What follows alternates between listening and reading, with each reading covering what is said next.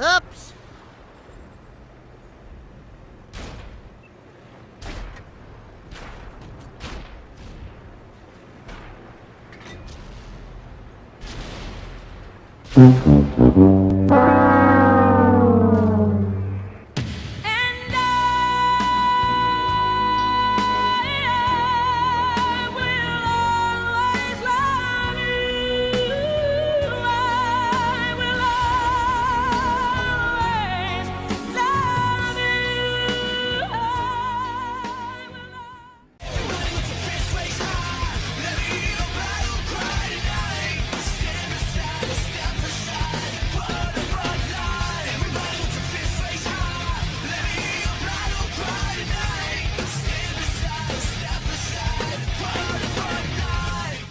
Hey guys, Kiwio here, and that's right, I am back, and I'm ready to post more videos for you guys, and today we have for you guys a replay system replay, so you will not see all the numbers in the top right or top left. Maybe I'll put them there, maybe I'll put them there myself, but that will take a lot of time, and I don't have much time today, so I'm showing you guys this viewer replay who sent this in almost a month ago, but I was saving this because I knew I would run out of videos when I came back from my vacation. And now I am back, so now I'm going to show these to you because I've not played for a while, so I don't have my own replay. So that is why I saved these. This is Kiwio, the beast from the Uni clan. He plays on the European server, and he's showing us the M4A1 Revalorisé. It is the French tier 8 medium tank, like the CDC, but not the CDC. It's got a bigger gun, and it's slower. And it has 10, they both have 10 degrees of gun depression. This one has a slower rate of fire, but this thing does 390 alpha. That's what makes it so special, guys. 390 alpha on a tier, because it's got a 105 on a tier 8 medium tank. Now, I've not actually watched this replay yet. I decided to keep this new for me, just like it is for you guys. So we're both going to get into this. And it looks like he bounced his first shot. Unfortunately there, unfortunately. Now, what are the perks of this tank over the CDC? Well, this tank is slower. It is slower. They both have the same hit points. They both have 10 degrees of gun depression. I think the CDC has slightly better aim time, but I think this one has better overall gun handling when it's moving, that is. The CDC has better accuracy. The CDC has better penetration with its standard and its premium.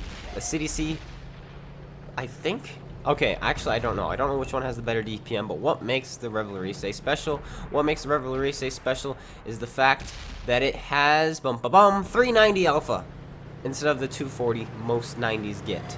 This one has a 105, which is a tier 10 caliber gun, and it does 390 alpha with 200 millimeters of penetration. If you choose to fire heat, you have 250. It's not a bad gun, but unfortunately, 250 is a decent amount, but it's not... Oopsies, I'm dropping my mic. It's not gonna, you know, butter through tier 10s, like E100s and mouses and stuff like that. It will struggle to even go through E75s. However, if you have the CDC's gun, you'll have 259 millimeters of premium penetration, which has a slightly better chance to go through E75s and stuff like that, which I find is actually really good. However, again, I keep saying however, because this thing fires heat as its premium shell type, it has 85, it penetrates up to 85 degrees of angled armor, which means you can go through, you can go through the top of E75 turrets, and sometimes, usually, I think you can, yeah, you can go through the top of E75 turrets, you can go through the top of Tiger 2 turrets, you can go through a lot of normal things that you normally wouldn't be able to. Like, the E75 top turret is 60 millimeters, so you cannot overmatch it with a 105 or a 90. However, with the heat, you will probably go through most of the time because it's, I think it's at like an 80 degree or 75 degree angle. It's not quite at the 85 degree angle, so it will not auto bounce the heat shell, so you can actually go through it like that. So a little known trick there you can do, because heat is better than AP and APCR in pretty much any situation except for shell velocity. Other than that, it's better. It does go through spaced armor. It does go through side armor, and it does go through angled armor, and yeah, so it is better. He is, my opinion, better, except for shell speed. And then every once in a while, it does get eaten by some kind of spaced armor, even though all the other times it doesn't. Like if you load heat shells and you're in like a Leopard 1, you can go through a Super Pershing through its 3 plates of spaced armor. It's got an outside plate, a middle plate, and it's a main hull. and with the 330 heat pen, you can go through it. And then magically, you'll hit the gun of a bulldog, and you'll bounce off. So he is a rare mistress, but normally he is better, and people like to say APCR is better, and yeah, APCR can be better, but the thing about APCR is, as soon as a mouse angles, there's not much you can do about it. But with heat, it doesn't really matter if you're angling or not, because heat goes through up to 85 degrees of angling. So now, Kiwio the Beast is on this map, which is Morovenka, and he's taking the mid-ridge, which is definitely I would try to do, but he doesn't quite have the armor or the speed to escape. So he did wait a little bit before he entered. No, he didn't. I think he went right in, actually. He had an ally go straight in, a Centennial, or maybe it was a Chieftain T95. So he went in right with them. And so now he's dominating with his 10 degrees of gun depression, putting shell after shell in. I'm not sure how much damage he's up to now, but he's definitely up to a little bit. Bounces a shell off of his gun there, it looks like. The shell bounces off of Kiwio's gun. Now, in the future, there's supposed to be an update that comes out which allows us to see first-person perspectives, guys, which is going to be great, which means you're going to see the battle ribbons, you're going to see, well, you already see the ammo loadout, you're going to see the reload, you're going to see where the reticle is, you're going to see when they zoom in, when they zoom out, which way they're looking, what's going through, you can see a lot more what's going through the mind and stuff.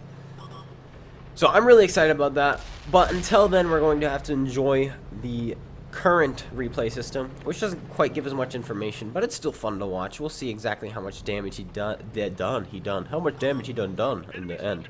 Now, one more thing about the Revalorisé is I believe this month all the French premium tanks are going to be 20% off. Don't quote me on that. So this tank should be on sale right now or in the near future. I'm not sure which. Like I said, I have not been caught up with anything going on as of recent, so I don't know what's going on, but I think it's on sale. So go check it out, and yeah, if you want to pick up a nice cheap tier 8 premium, this one is on sale. So definitely go look at it. But then of course, a lot of you guys are probably free to play players. In that case, don't get this. But like I said, if you want a nice cheap tier 8 premium, this is on sale. But I think the CDC is also going to be on sale, and I'm not sure which one I would like better, but I feel like I would like the CDC better. But I think the Revalorisé is a lot more user-friendly because it teaches you to trade, and you can't really trade with a 90 that well. So, like, at least with this gun, if you take a hit, you'll always deal a bigger hit. And even if you're trading with IS-3s, you'll both do just as much damage. So I feel like this gun, this tank, is a lot more user-friendly. Now he is playing this tank kind of like the supporting role, but now he's kind of in the front of his team. Earlier he would poke up, put a shell in, and rinse and repeat. Poke up, put a shell in, poke up, put a shell in. That's all he was doing, playing more of the supporting role. But now that the game has developed a little bit, he did get a little bit more aggressive, and he lost a lot of hit points for that. So once again, this tank has no armor, just like the CDC, because it is an M4, which is a tier 5 chassis. So you well, you do have good angling, so every once in a while you'll get away with some funky bounce off of your upper plate, or maybe your turret mantlet, something like that. But do not expect this tank to bounce. Of course, you're not going to be penetrated as much as the CDC, because that thing will not bounce anything unless, of course, it's less than, let me think, a 75mm, or less than a 90mm, and they hit your upper plate at an extreme angle, or they hit you in the mantlet or the gun or something like that. Now, Kiwio the Beast was nice enough to give us his endgame results as well, so we get to look at those. He did 4,552 damage with 1,200 assisted, 280 damage blocked. He made a whopping 160,000 credits. Without premium, he still would have made 97,000 because he did not have to fire any premium rounds. And he got, of course, his ace tanker. Now, let's see, how much base experience points did he get? There we go. I cannot read it very well. It's 2,000 something. It's very small. I think it's 2,025 base experience points. Anyway, guys, thank you guys so much for watching. I hope you guys all enjoyed, and if you did, please like that like button or something like that. Yeah, sure. I guess you could like the like button. But send your replays to this link on the screen now. Comment, subscribe, and until then, this is CloneGuy72, and thank you so much, Kiwio the Beast, for sending this in. And I will see you guys all later. Take care, and peace out.